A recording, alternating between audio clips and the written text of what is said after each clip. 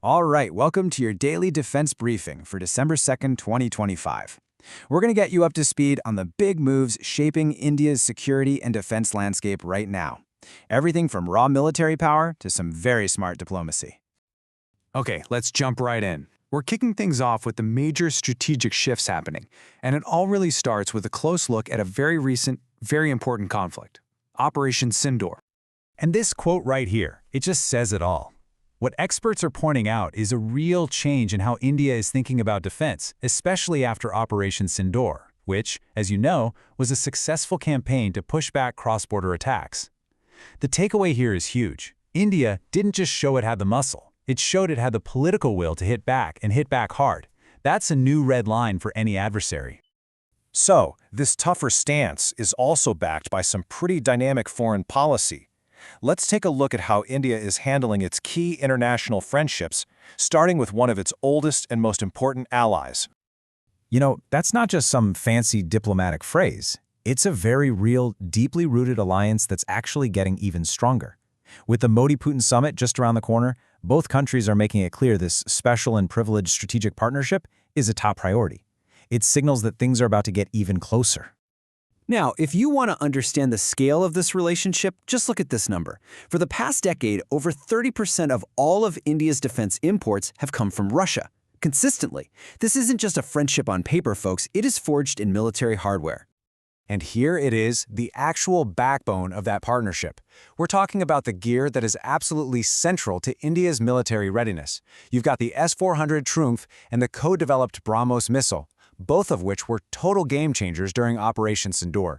They provided a defensive shield and a serious precision punch. And this is where things get really interesting. The whole relationship is evolving. It's moving away from a simple buyer-seller deal.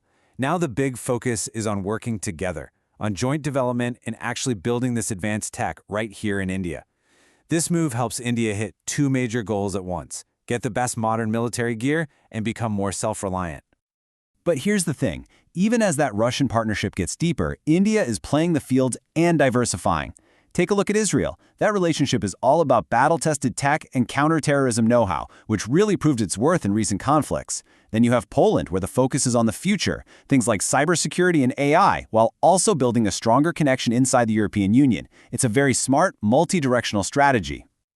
So, we've talked about the high-level diplomacy. Let's shift gears and see what this actually means on the ground. How does all this translate into real-world military preparedness and tech advancements happening as we speak?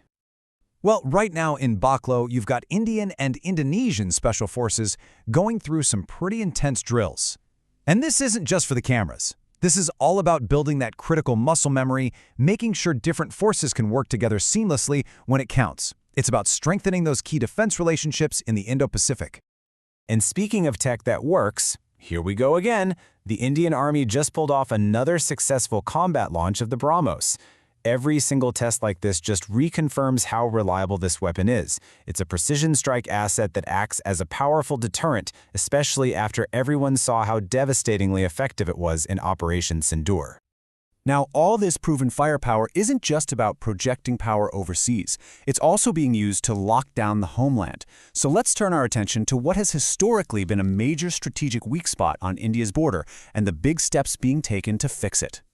So why is this tiny 22-kilometer-wide piece of land one of the biggest national security headaches for India? It's a fair question, and the answer gets to the very heart of a huge geopolitical challenge. Because this is the Siliguri Corridor, famously known as the Chicken's Neck. It's the one and only land route connecting India's northeastern states, where over 45 million people live, to the rest of the country. If this link were ever cut, it would be a national disaster. And with recent political changes in Bangladesh leading to closer ties with China and Pakistan, the whole security equation in this area has changed, big time. So, in response, India is not just sitting back and watching. It's making moves. 3 new military bases are going up in the region. They'll be packed with rapid deployment forces, and they're integrating special ops and intelligence units right into the mix. The whole idea is to turn what was a vulnerability into a fortified, rock-solid strategic asset. You know, there's a common thread that runs through everything we've talked about, from securing the Chicken's Neck to deploying advanced missiles, and that thread is the massive push to build up an Indian defense industry. Let's look at the momentum behind Make in India. This right here is a huge deal.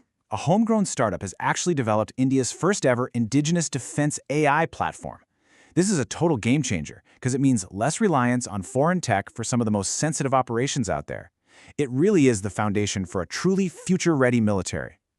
And this progress isn't just happening in the digital world. We're seeing it in the hardware too.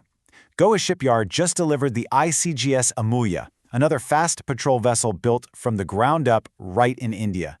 These boats are the real workhorses for the Coast Guard, and they're absolutely essential for surveillance, anti-piracy, and just generally keeping India's massive coastline secure.